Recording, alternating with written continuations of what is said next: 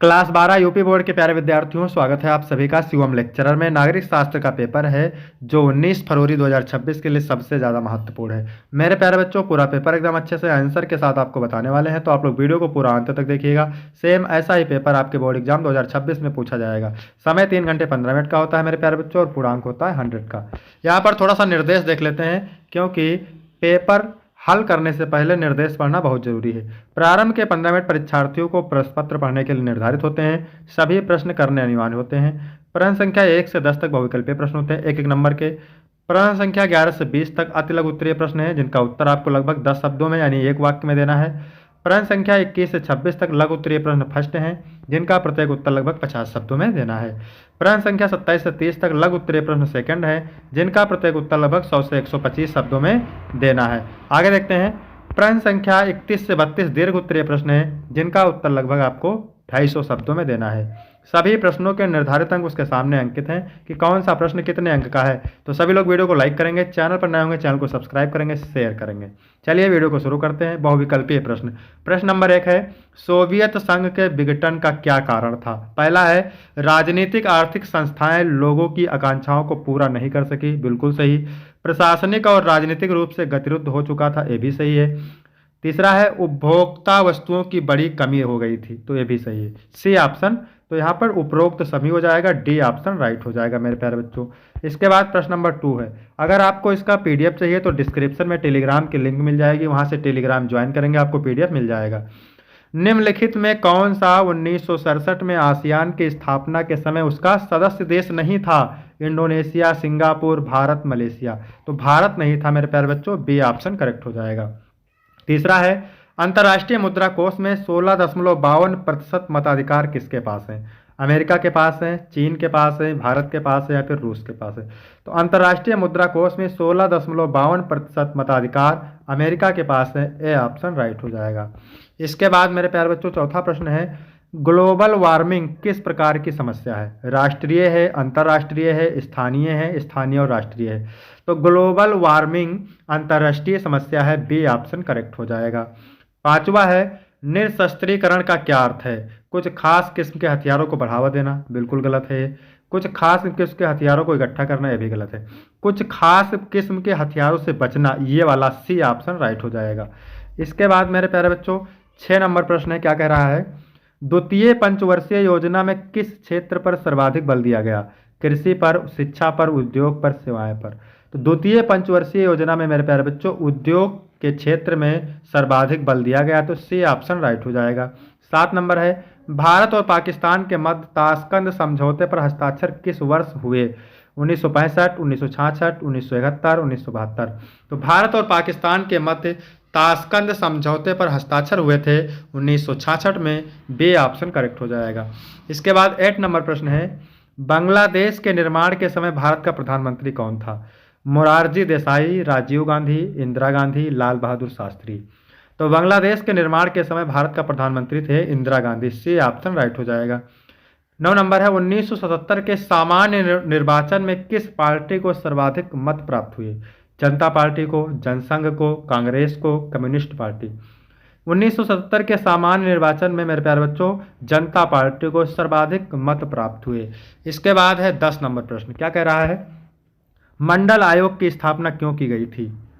तो शैक्षिक और सामाजिक पिछड़ेपन के क्षेत्र का पता लगाने हेतु, ठीक है, शैक्षिक और सामाजिक पिछड़ेपन के क्षेत्र का पता लगाने हेतु मंडल आयोग की स्थापना की गई थी, सी ऑप्शन मेरे प्यारे बच्चों राइट हो जाएगा। इसके बाद है मेरे प्यारे बच्चों अति लघु उत्तरीय प्रश्न, उत्तर आपको एक वाक्य में देना है और प्रत्येक उत्तर के लिए आपको 2 अंक मिलेंगे। यूरोपीय संघ की स्थापना क्यों हुई? मोस्ट इंपॉर्टेंट है, यूरोपीय संघ की स्थापना शांति, स्थिरता और आर्थिक सहयोग को बढ़ावा देने तथा भविष्य में युद्धों को रोकने के लिए हुई थी।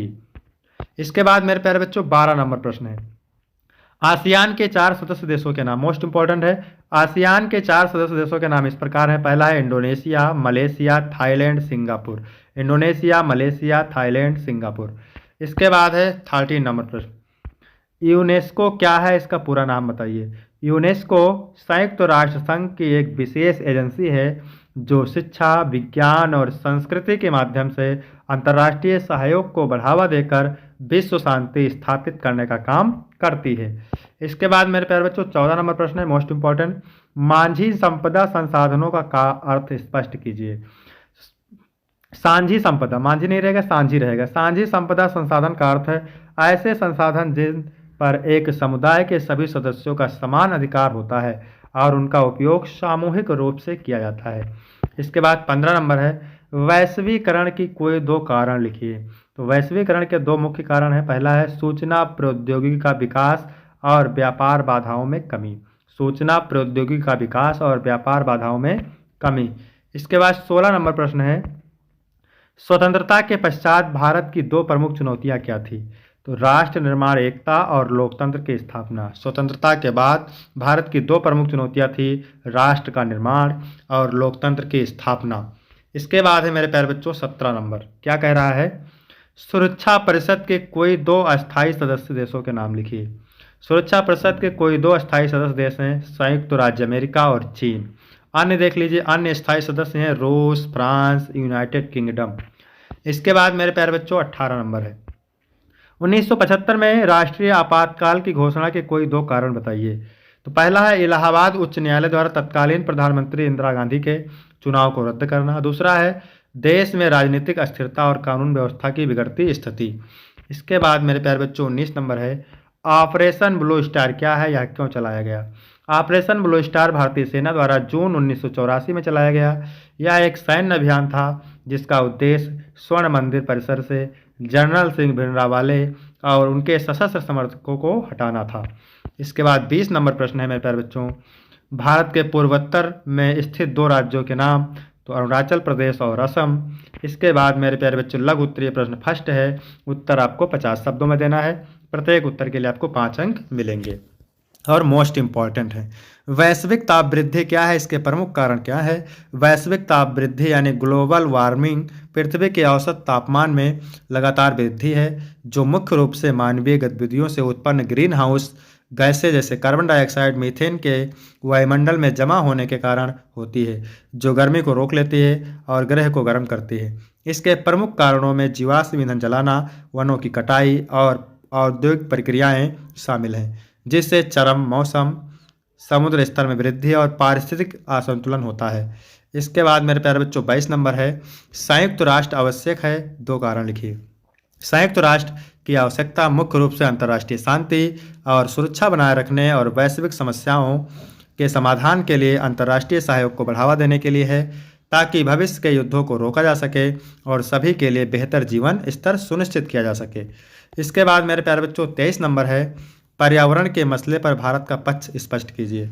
तो विश्व शांति और सुरक्षा यह अंतर्राष्ट्रीय विवादों को बातचीत और कूटनीति के माध्यम से हल करने के लिए एक मंच प्रदान करता है जिससे बड़े संघर्षों को रोकने में मदद मिलती है।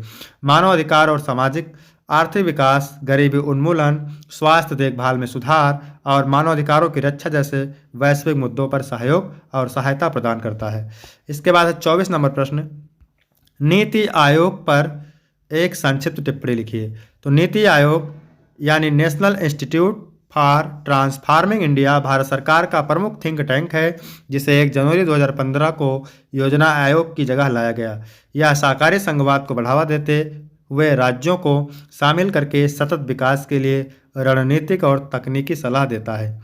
इसके बाद 25 नंबर है गुट निरपेक्षता क्या है, यह क्यों उपयोगी है। तो गुट निरपेक्षता का अर्थ है शीत युद्ध के दौरान संयुक्त राज्य अमेरिका के नेतृत्व वाले पूंजीवादी गुट और सोवियत संघ के नेतृत्व वाले साम्यवादी गुट में शामिल न होना। इसके बाद आगे लिखेंगे इसकी उपयोगिता। यह नीति 9 स्वतंत्र देशों को अपने स्वतंत्र विदेश नीति का पालन करने, अपने राष्ट्रीय हितों की रक्षा करने और बिना किसी बड़े शक्ति के दबाव के विकास पर ध्यान केंद्रित करने में सहायक थी। इसके बाद 26 नंबर प्रश्न क्या कह रहा है गठबंधन सरकार क्यों बनाना पड़ता है। तो गठबंधन सरकार इसलिए बनानी पड़ती है क्योंकि चुनाव के बाद किसी एक पार्टी को स्पष्ट बहुमत नहीं मिलता जिससे सरकार बनाने के लिए 2 या अधिक पार्टियां मिलकर एक साझा लक्ष्य हासिल करती हैं, खासकर अनुपातिक प्रतिनिधित्व प्रणाली में जहां क्षेत्रीय दलों का प्रभाव बढ़ता है और उन्हें साथ लाना जरूरी होता है। इसके बाद है लघु उत्तरीय प्रश्न फर्स्ट सेकंड, उत्तर आपको लगभग 100 से 150 शब्दों में देना है मेरे प्यारे बच्चों, ठीक है। और 27 नंबर प्रश्न है मेरे प्यारे बच्चों 1992 के पृथ्वी सम्मेलन का क्या उद्देश्य था, यहाँ कहाँ तक सफल रहा। मोस्ट इंपॉर्टेंट है 6 अंक का। 28 नंबर है संयुक्त राष्ट्र संघ के किन्हीं 2 विशेष अभिकरणों के कामों का उल्लेख कीजिए, भी 6 अंक का है और मोस्ट इंपॉर्टेंट है। भारत की परमाणु नीति की परीक्षण कीजिए, भी 6 अंक का है और मोस्ट इंपॉर्टेंट है। मंडल आयोग क्या है, इसकी प्रमुख सिफारिशें क्या थी, मोस्ट इंपॉर्टेंट है। इसके बाद है दीर्घ उत्तरीय प्रश्न, प्रत्येक उत्तर के लिए आपको 8 अंक मिलेंगे। उत्तर आपको लगभग 200 शब्दों में देना है। 31 नंबर है सोवियत संघ के विघटन में मिखाइल गोर्बाचेव की क्या भूमिका थी, अथवा आसियान क्या है, इसका उद्देश्य क्या है, भारत किस प्रकार आसियान से संबंधित है। तो ये प्रश्न आप तैयार करेंगे, मोस्ट इंपॉर्टेंट है। प्रथम पंचवर्षीय योजना कब लागू की गई, इसमें किस बात पर अधिक बल दिया गया। द्वितीय पंचवर्षीय योजना से यह किस प्रकार अलग थी, अथवा स्वतंत्रता प्राप्ति के बाद प्रारंभिक वर्षों के दौरान कांग्रेस दल के प्रभुत्व प्रकृति की व्याख्या कीजिए। तो यहाँ तक वीडियो कंप्लीट होता है मेरे प्यारे बच्चों। वीडियो कैसा लगा, वीडियो अच्छा लगा हो तो वीडियो को लाइक करेंगे, चैनल को सब्सक्राइब करेंगे। फिर मिलते हैं आपको अगले वीडियो में, तब तक के लिए जय हिंद जय भारत।